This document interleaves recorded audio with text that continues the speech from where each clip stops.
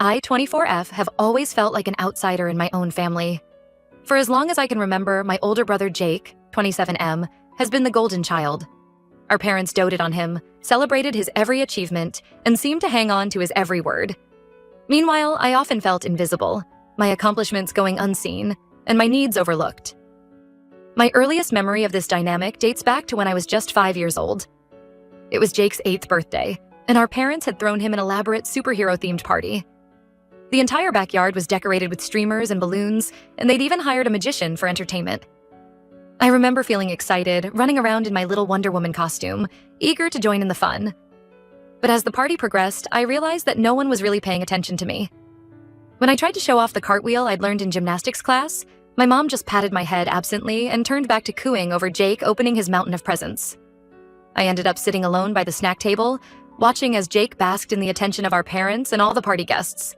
This pattern continued as we grew older. Jake was always the center of attention. He was athletic, popular, and charming. Our parents never missed one of his football games, proudly cheering from the sidelines. They'd throw elaborate parties for his birthdays, inviting what felt like half the town. When Jake got his driver's license, they surprised him with a brand new car. I, on the other hand, was more introverted and academically inclined. I'd spend hours studying, pouring my heart into my schoolwork. But my straight A's were met with indifference. When I won the state spelling bee in 8th grade, my parents didn't even attend. They were too busy at one of Jake's football practices. I still remember standing on that stage, scanning the audience for familiar faces, only to realize that no one had come to support me. There was one person who always saw me, though: my grandmother. She lived a few hours away, so we didn't see her often, but she never failed to acknowledge my achievements. She'd send me handwritten letters of congratulations, always ending with, "I'm so proud of you, my little star." When she passed away during my sophomore year of high school, it felt like I'd lost my only ally. High school was a particularly tough time. Jake coasted by with mediocre grades, but was still treated like royalty at home. I maintained my 4.0 GPA, joined every academic club I could, and even started tutoring other students. But it felt like my efforts went completely unnoticed. I remember one particularly painful incident during my junior year. I had stayed up late for weeks working on a research project for the science fair. The night before the fair, I was putting the finishing touches on my presentation board in the living room. Jake came home late from a party, clearly drunk. He stumbled into my project, knocking it over and spilling beer all over my carefully prepared charts and graphs. I was devastated. Months of work, ruined in an instant.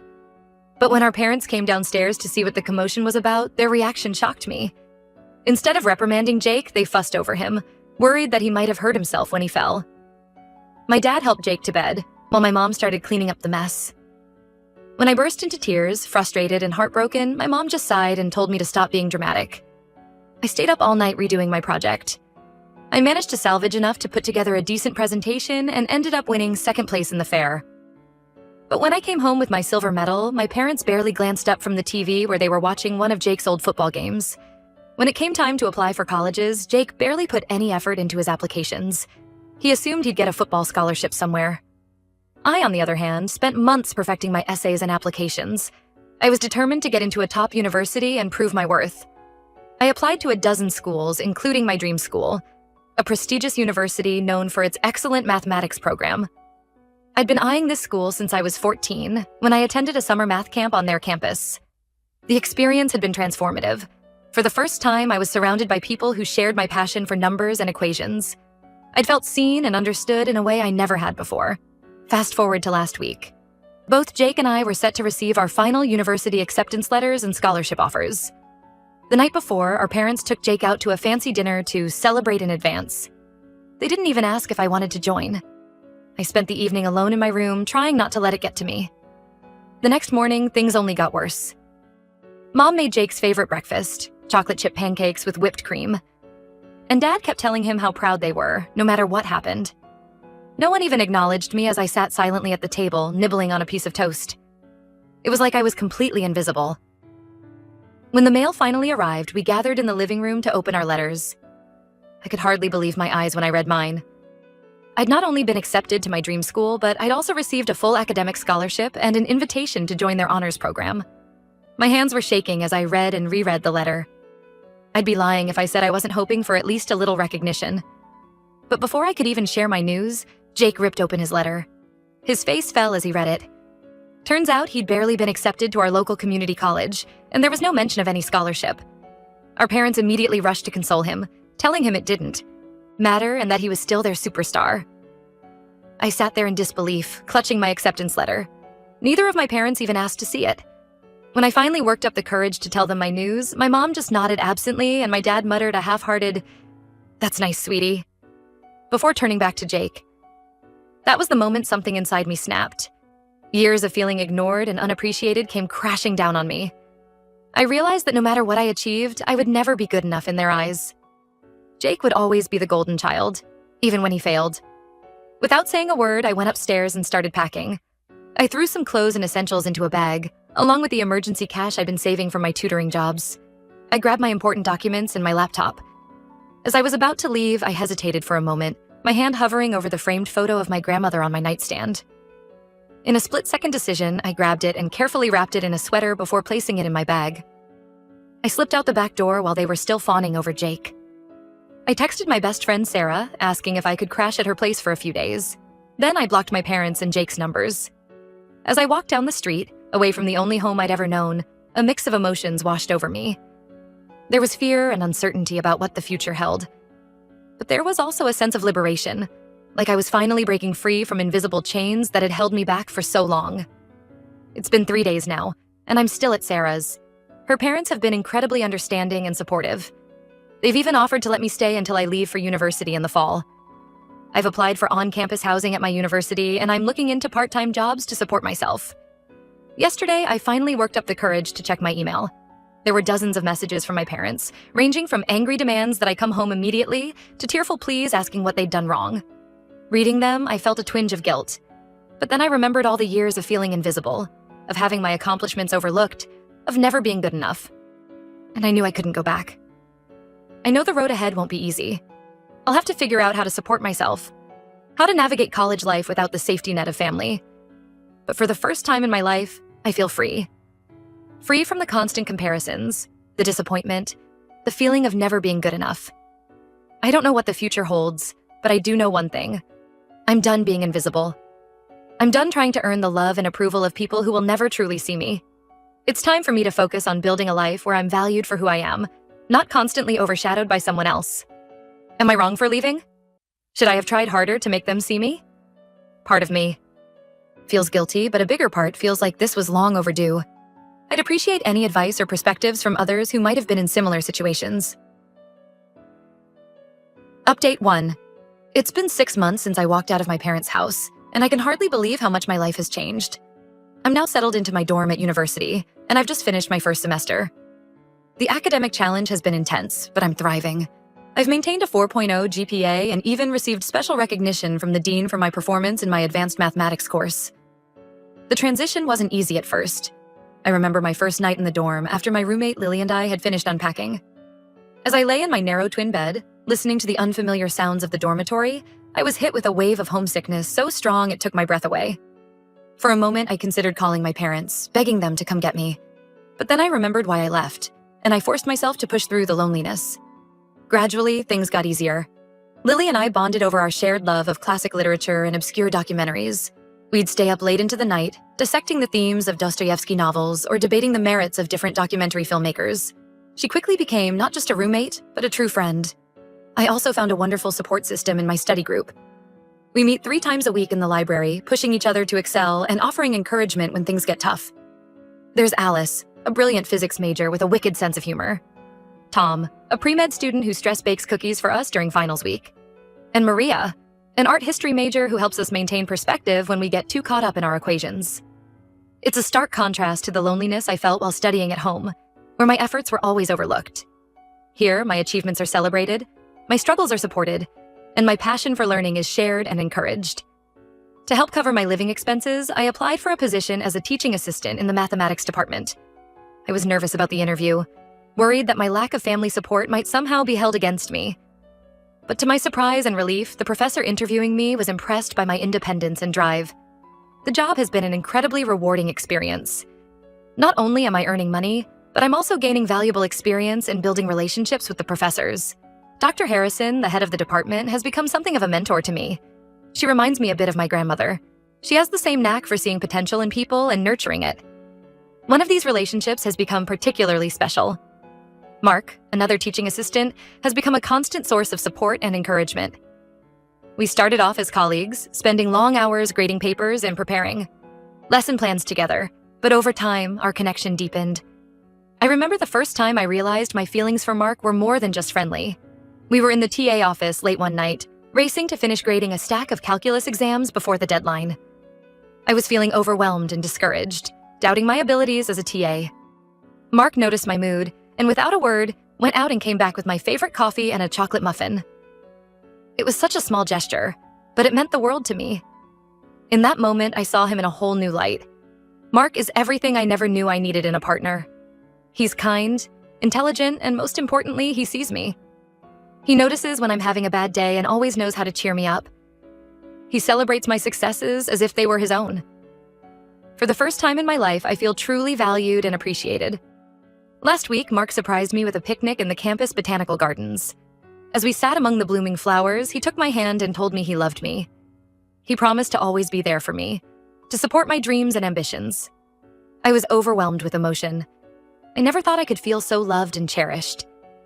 As for my family, I've had minimal contact with them. My mother has called a few times, leaving voicemails that oscillate between guilt-tripping and anger. My father sent a terse email asking when I was going to stop this nonsense and come home. I haven't responded to either of them. Jake, predictably, hasn't reached out at all. At first, their messages would send me into a spiral of guilt and self-doubt. I'd lie awake at night, wondering if I'd made a terrible mistake. But with time, and with the support of my new friends and Mark, I've grown stronger. I've realized that I don't owe them my time or energy. I'm not responsible for their feelings or their inability to recognize my worth. I won't lie and say it's been easy. There are still days when I miss the idea of a loving, supportive family. Holidays are particularly tough. I spent Thanksgiving with Lily's family, and while they were incredibly welcoming, I couldn't help but feel like an outsider. Christmas was even harder. I stayed on campus, one of the few students who didn't go home for the break. But then I look at the life I'm building for myself, the genuine connections I'm forming, and I know I made the right choice. Looking ahead, I'm excited about what the future holds. I'm considering applying for a prestigious summer research program. The application process is intense, but Dr. Harrison thinks I have a good shot at it. Mark has been incredibly supportive, spending hours helping me refine my application. We've also started tentatively talking about our future together. It's both thrilling and a little scary to imagine a life where I'm truly loved and supported. I know there will be challenges ahead. I'm still learning to navigate this new, independent life. Finances are tight, and I'm constantly juggling my studies, my TA responsibilities, and my relationship. But for the first time, I'm facing the future with hope and confidence rather than fear and insecurity. I'm no longer the invisible girl, desperately seeking approval. I'm becoming the woman I was always meant to be, surrounded by people who truly see and value me. Update 2. It's hard to believe that 2 years have passed since I left my family home. So much has changed, and yet in many ways, I feel more like myself than ever before. I graduated from university last month, summa cum laude. As I stood on that stage accepting my diploma, I felt a surge of pride and accomplishment. My professors, friends, and of course, Mark, were all there cheering me on. It was a moment of pure joy and validation. I couldn't help but think of my grandmother. How proud she would have been to see me in my cap and gown, achieving the dreams she always encouraged me to pursue. The journey to this point wasn't always smooth. There were nights when I doubted myself, wondered if I was cut out for the rigorous academic program. I remember one particularly challenging semester when I was taking an advanced topology course. The concepts were so abstract, so difficult to grasp, that I seriously considered dropping the class. But Mark and my study group rallied around me. We had marathon study sessions, fueled by coffee and determination. When I finally mastered the material and aced the final exam, it felt like a victory for all of us. Speaking of Mark, our relationship has only grown stronger over the past 2 years. We've weathered the stresses of final exams, the joys of academic achievements, and the everyday challenges of building a life together. He proposed to me on our graduation day, right after the ceremony. It was a simple, heartfelt proposal, just the two of us in our favorite spot in the botanical gardens, the same place where he first told me he loved me. We got married in a small, intimate ceremony last week. Our friends from university and my support system from the past 2 years were all there to celebrate with us. The wedding was beautiful, but it also brought up some complicated emotions. As I got ready that morning, I couldn't help but think about my mother. In another life, she might have been there, helping me with my dress, sharing in my excitement. But then I looked around at the women who were there. Lily adjusting my veil, Alice cracking jokes to calm my nerves, Dr. Harrison, who had become like a second mother to me, giving me a tearful hug before the ceremony. And I realized that family isn't always about blood. It's about the people who choose to stand by you, who support you unconditionally. Career-wise, things are looking bright. I've accepted a position as a high school mathematics teacher starting this fall. It's in a different city, about 3 hours away from where we went to university. I'm excited about the opportunity to inspire young minds, to maybe be for my students what my grandmother was for me. A source of encouragement and validation. Mark has found a job at a local engineering firm in the same city. We're both excited about this new chapter in our lives. We were actually in the middle of packing for our honeymoon when everything changed. We had our suitcases open on the bed, debating whether we really needed that extra pair of shoes, when the doorbell rang. I wasn't expecting anyone, so I was a bit puzzled as I went to answer it. Nothing could have prepared me for who I saw standing there, my parents. They looked older, more worn down than I remembered. My mother's eyes were red and puffy, like she'd been crying. My father couldn't quite meet my gaze. For a moment, we all just stood there in awkward silence. Finally, my mother spoke. "Can we come in?" she asked, her voice trembling slightly. I hesitated for a moment before nodding and stepping aside to let them enter. As we sat in the living room, the story came tumbling out. It turns out that Jake, my golden child brother, had fallen in love with a woman they described as manipulative and greedy. Against their wishes, he had married her 6 months ago. Things had quickly gone downhill from there. Jake, influenced by his new wife, had become increasingly distant and hostile towards our parents. He'd started demanding money, making veiled threats about cutting them off if they didn't comply. The final blow came last week. Jake had somehow convinced our father to sign over the deed to the family home. Once the property was in his name, Jake and his wife hurriedly kicked our parents out.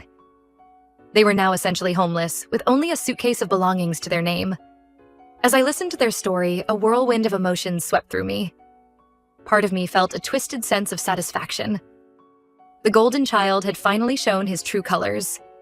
Another part felt pity for my parents, seeing them so broken and vulnerable. But mostly I felt angry. Angry that they had the audacity to show up on my doorstep after years of neglect and indifference. Angry that they only sought me out when they needed something. And angry at myself for still caring despite everything. When they finished their story, my mother reached out to take my hand. I instinctively pulled away. "We're so sorry," she said, tears in her eyes. "We've realized how wrong we were, how unfairly we treated you. We were hoping we could stay with you for a while, just until we get back on our feet." I looked at them, really looked at them, for the first time in years. I saw the desperation in their eyes, the hope that I would be their saving grace. And in that moment, I made my decision. "No," I said, my voice calm but firm. "You can't stay here." The shock on their faces was palpable. They clearly hadn't expected this response. My father started to protest, but I held up my hand to stop him. "For years," I continued, "I tried to earn your love and approval. I worked hard. I achieved things I was proud of, but none of it was ever enough. You consistently chose Jake over me, made me feel invisible in my own home. And now, when Jake has turned his back on you, you come to me expecting what? That I'll welcome you with open arms? That I'll put my life on hold to take care of you?" My mother was openly crying now. My father looked like he'd aged 10 years in the span of our conversation. But I pressed on, years of pent-up feelings finally finding their voice. I've spent the last 2 years building a life for myself, a life where I'm valued and loved for who I am. I won't jeopardize that. I won't go back to feeling like I'm not enough. I took a deep breath before delivering my final words. "I'm sorry for what Jake has done to you. I truly am, but I can't be the solution to your problems. You made your choice years ago when you decided Jake was the only child worth your attention and love. Now you have to live with the consequences of that choice." I stood up, signaling that the conversation was over. As I showed them to the door, my father finally spoke. "We really are sorry," he said softly. "We know we messed up. Is there any chance at all that we could try to make things right?" I looked at him, then at my mother. For a brief moment, I allowed myself to imagine a world where we could move past all the hurt and build a real relationship. But then I remembered all the years of feeling invisible, of having my accomplishments ignored, of never being good enough. And I knew that some bridges, once burned, can't be rebuilt. "I think it's too late for that," I said quietly. "I wish you the best, but I can't be part of your lives anymore. Please don't come here again." With that, I closed the door. I leaned against it for a moment, tears finally spilling down my cheeks. Mark came and wrapped his arms around me, offering silent support and comfort.